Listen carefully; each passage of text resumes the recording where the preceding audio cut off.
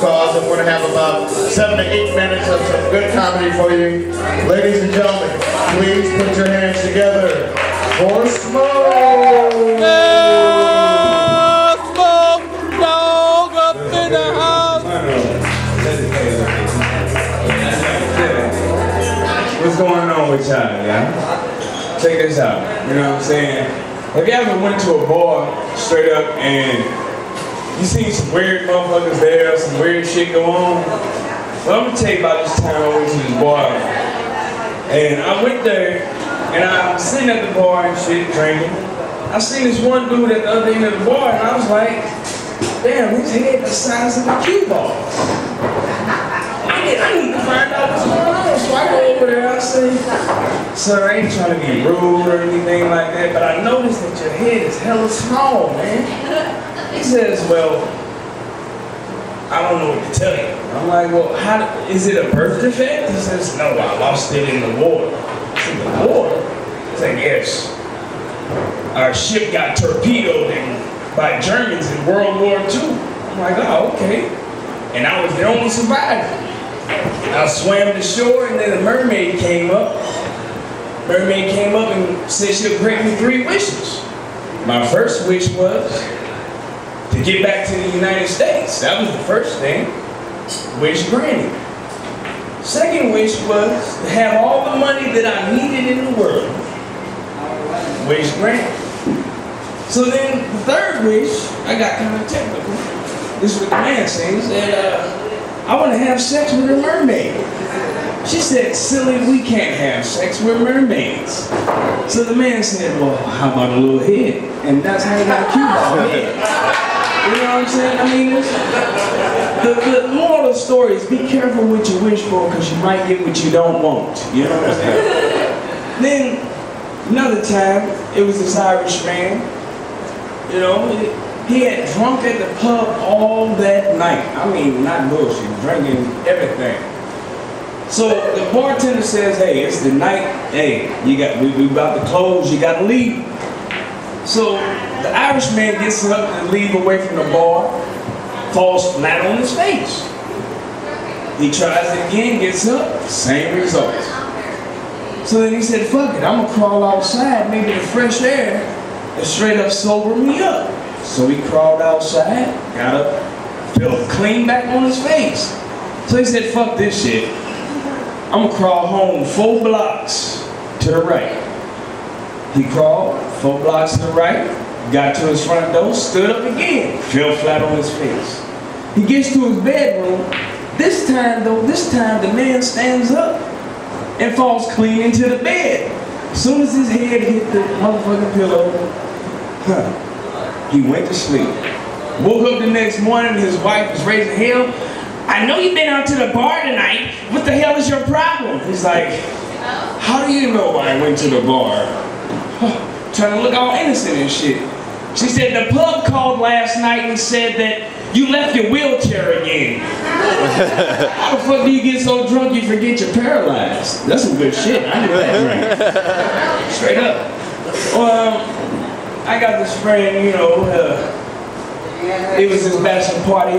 We was all drinking and shit. He was telling us about his stories of how fucked up he got the night before, right? So he says, man, dog, I got so fucked up last night. Man, I blew chunks. Chunks, he blew chunks. Second guy says, dog, that ain't nothing. Man, I got so drunk last night, I got my first DWI. Second guy, the third guy says, oh, that's nothing, that's nothing.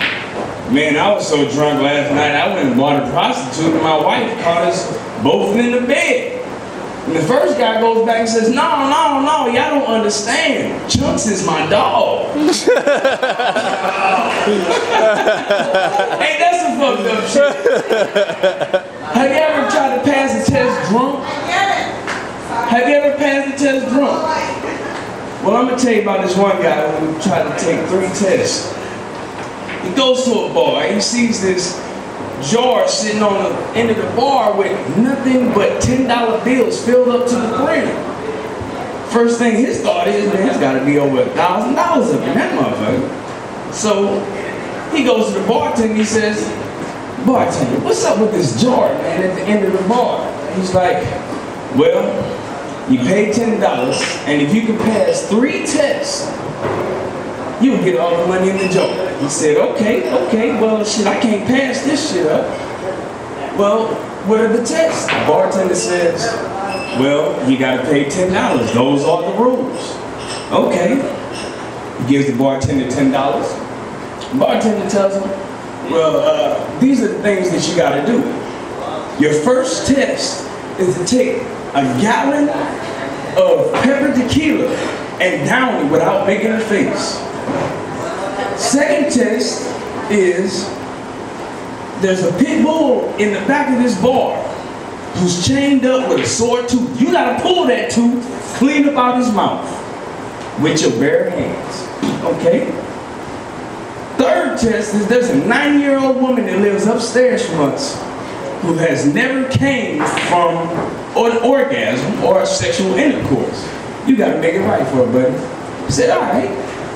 But you must think I'm crazy, dog, because I can't knock down no motherfucking gallon of straight up tequila, pepper tequila. And them other things, fuck that, you think I'm an idiot?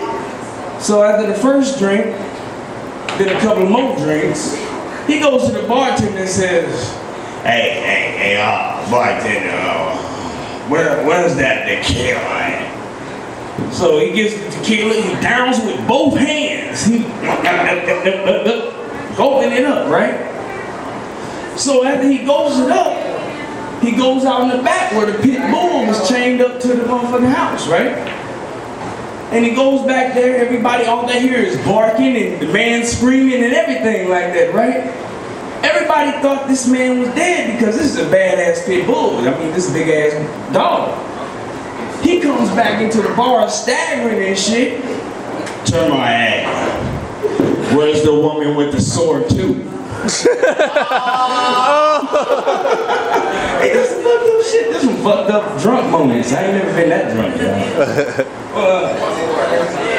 It was this time to where this one bar, I go there, I'm sitting there marinating. These are all my experiences at bars.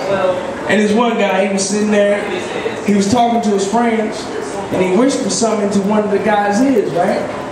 So after the game of pool that they was playing, he goes up to the bartender and says, hey man, you want to make a bet? Bartender says, hey, I'm in a betting mood. What's the bet? The guy says, you see this shot glass right here? Sets it down on the table. Let me get a shot of tequila. He gets a shot of tequila, finishes it. Said, I bet you that I can set this tequila glass all the way on the other side of the bar and piss in it and guarantee you I won't spill no drop. So then next thing you know, he sets the glass down at the other side of the bar. He goes to the other side of the bar and then he says, you ready? The bartender says, do your shit. I'm ready for my $1,000. That was the bet, right? So then next thing you know, the guy gets up on the thing. He arches his back. This man pisses everywhere, all on the bartender's stools, all in the bartender's face. And then he didn't get a drop of it in the motherfucking shot glass, right? So the bartender's like, hey, hey, you fucking fucked up, man. You lost. Where's my $1,000? The man paid him $1,000 with a smile on his face, right? And he leaned over to the bartender and he said, that's all cool, but you see them 5 guys over there? I just bet them $300 that I can piss all over your bar and in your face and you'll laugh about it. Hey, but look, this is some shit that I just came up with. The smoke has cleared, but I do want to tell y'all this before I leave. I say it all the time. If your hose is too short and your pump too weak, stand a bit closer or you piss on your feet. Smoke is cleared, y'all. There you go, ladies and gentlemen. Please put your hands together for smoke.